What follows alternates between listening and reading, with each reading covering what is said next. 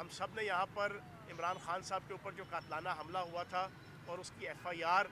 جو پراپر عمران خان صاحب کی درخواست تھی اس کے اوپر درج نہیں ہو رہی تھی، اس کے خلاف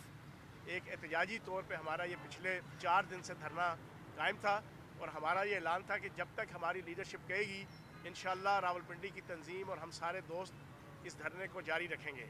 ابھی تازہ ترین ہمیں اوپر سے پارٹی کی پالیسی آئی ہے کہ ہم جو بلاکیج ہے مری روڈ کی وہ ہم ختم کر رہے ہیں، اور باقی یہ ہمارا کیمپ جو پچھلے 12 دن سے یہ کیمپ قائم تھا یہ انشاءاللہ لانگ مارچ کی آمد تک یہاں پر انشاءاللہ قائم رہے گا۔ سڑک یہ کھل جائے گی، مری روڈ اس کا رستہ بھی ہم کھول رہے ہیں، اور یہ ہمارا ایک علامتی احتجاج تھا، کیونکہ جب آپ کو حق نہیں ملتا جائز طریقے سے تو پھر احتجاج کے لیے سڑکوں پہ نکلنا پڑتا ہے۔ نہ تو ہم نے شوق سے یہ رستے بند کیے تھے،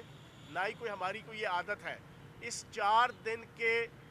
احتجاج کے اندر اور دھرنے کے اندر ایک سنگل پتہ بھی کسی کا پرائیویٹ یا سرکاری، نہ کسی ادارے کا، نہ کسی گروہ کا، نہ تاجروں کا، نہ ریڑھی والوں کا، نہ چھاپڑی والوں کا، نہ سرکاری گاڑی موٹر سائیکل، نہ غیر سرکاری گاڑی موٹر سائیکل، نہ عمارت سرکاری غیر سرکاری، کسی کو نقصان نہیں ہوا، کسی کو بھی رتی برابر بھی۔ اور ایمبولینس کے لیے ہم نے اسپیشل قسم کا روٹ یہاں پر بنوایا ہوا تھا، اور ہم خود جو ہے وہ ایمبولینس جو ہے وہ یہاں سے نکالتے رہے ہیں۔ اب ہم اس سامنے کیمپ میں موجود ہوں گے